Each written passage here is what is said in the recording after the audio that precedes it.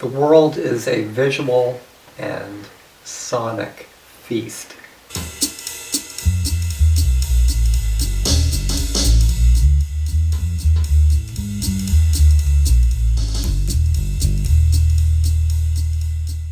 Materials. You can use anything to make art. It really mostly doesn't matter. You can make great art with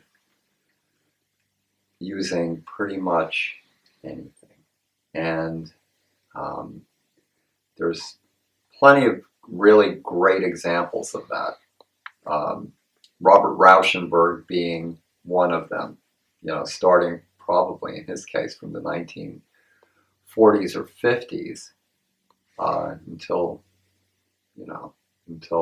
the early part of the 21st century. So he used anything he could get his hands on and just invented a whole new vocabulary. Anyway, my point being, you can use anything for mark making. In fact, you should use anything for mark making. I would highly recommend it. You will be delighted to see what happens, maybe. At least the way I work. I'm willing to try using anything. I mean, I'll use, whatever I've got on hand to make marks. Little screwdrivers. You can scrape or draw with razor blades. What other junk do I have? Things that you wouldn't normally use. Traditional paintbrushes and all that. I use house painting brushes if I have to or want to. House paint, rollers, rags. Just painting with rags is pretty cool. You can find pieces of trees or sticks or branches. These make great mark making tools. What other stuff? And pretty much anything you can think of can be used. The back end of paintbrushes works. And, sometimes I'll take a piece of bamboo, and if I'm not actually using the tip of the bamboo for mark making or drawing, I might attach a paint stick. This is pretty crude. And stand about, in this case, about 8 feet from the canvas or panel and draw and paint with it.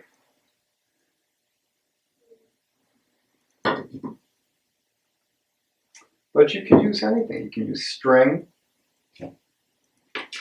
wire, and then you can, kitchen utensils. There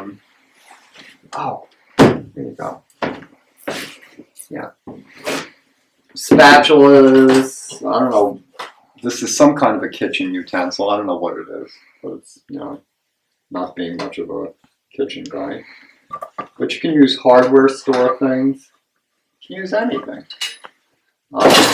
In fact, sandpaper. You can draw with sandpaper, or you can use you can glue sandpaper onto the surface of whatever you're working on, and things don't have to be two-dimensional. I mean, you can use tape and wrap things up. You can use anything. It's really it's not confined to fine sable brushes and the best oil paints and all the rest of that stuff. There's a long tradition of lesser-known artists that have done very similar things as Rauschenberg. Rauschenberg maybe pushed it in his own particular way, but there was a fellow Thornton Dial who was doing this, probably certainly at the same time as Rauschenberg. I mean, even going back to into the 40s. in the 50s. I'm trying to remember where he was from. Alabama, I think. Not sure about that, but I think he was from Alabama. And he came out of I guess, a tradition of uh, rural artists who just took what they had on hand to make art. And the art is outstanding.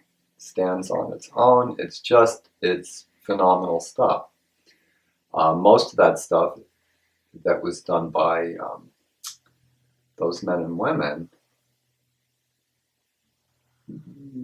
was pretty much unseen by anybody, or you would have to stumble on it, and then because it wasn't considered high art, it was considered at best folk art, and that's not a term I would necessarily use. I think folk art may have morphed into what's known as outsider art, which begs the question, outside what?